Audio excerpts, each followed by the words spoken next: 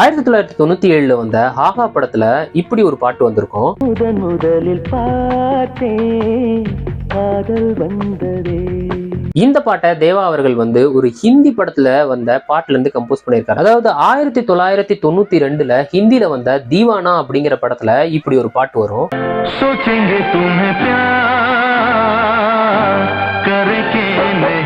இந்த பாட்டோட டியூன் எடுத்து தான் இந்த சாங் அவர் கம்போஸ் பண்ணியிருக்காரு. ஆனாலும் இந்த பாட்டோட பல்லவி மட்டும்தான் சேமா இருக்கும். ஆனா சரணத்துல பாத்தீங்கன்னா தேவா அவர்கள் பயங்கரமா வாசிச்சு தள்ளி வேற லெவல் பண்ணியிருப்பாரு. இன்ஃபேக்ட் இந்த பாட்டுல ஹரிஹரன் அவர்களோட குரலும் பயங்கரமா இருக்கும்.